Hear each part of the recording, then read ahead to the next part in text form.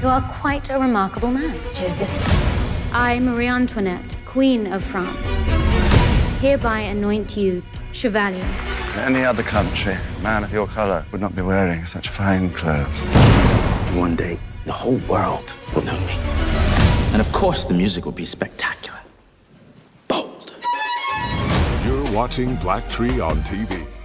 Yo, Kelvin, man, this was a great movie, and I've been such a big fan. I've been wanting to talk to you for like all these years. Monsters, Men, Monster, Waves, Gully. Like, you had so many great performances where I was like, yo, I gotta talk to this guy. Then I found out you're in Leo Gang.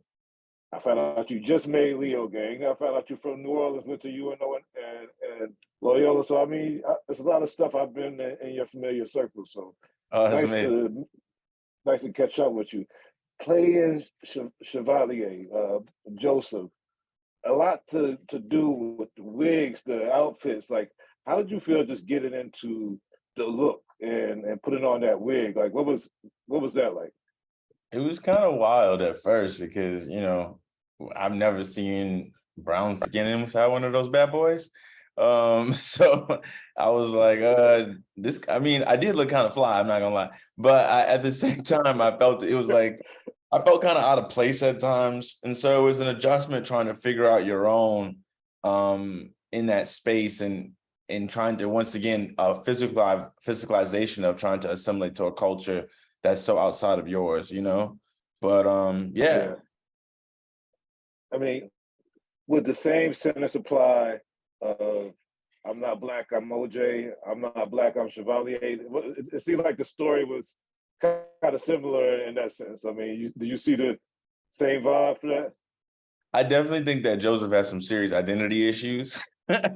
And the way people saw him was as if he was outside of the racial norms or expectations of Black people at the time. So he thinks he has more privileges. He thinks he's an anomaly. He thinks he's outside of it. And really he's just right. He's right in the mix of it. They just playing him until they get what they want from him, you know? So yeah, for sure. I can see that OJ similarity. And I mean, working with Ronke, how did you feel like that relationship, the character changes in the story when your mom arrives back? I mean, I know he's in the street with people. He has a wig on. Like, how was that transition as an actor for that day on set different than when you was, you know, had to be like aristocratic? It was definitely it felt like a culture shock in some ways because you have been trying so hard to, like, I was trying to sound and walk and talk and be in that space and making sure that, you know, Joseph still felt like himself to some extent, at least the part of Joseph that he wanted to keep for himself, but at the same time assimilate to that culture. Then you get into like the scenes with Ronke and everybody else, and it's almost like it's overwhelming for him because he's never been around it. He's never seen it. He's never felt that level of love and that level of like, we see you and we are rooting for you, brother. And in that is really the response that he gets. That's also the adverse response he has to his mom in the beginning, is because the fact that he's like, she's given so much love and he's like, I'm not used to that kind of love. I don't know what to do with that. So I don't trust you. You know what I mean? Yeah. So it's fascinating. What was the hardest training for your character? Was it the fencing or pulling off the master of music, one of the greatest compositionists of all time, Joseph Blow? Like, which was the hardest to train to bring off that look on screen? It was the music part, because, you know, it's the hardest part is honestly learning the compositions, right?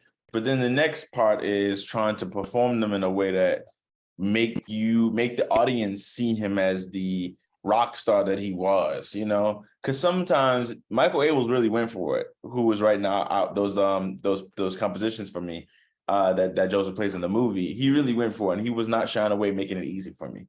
So, you know, trying to learn that and then still figure out how to make it look cool and sexy that took months.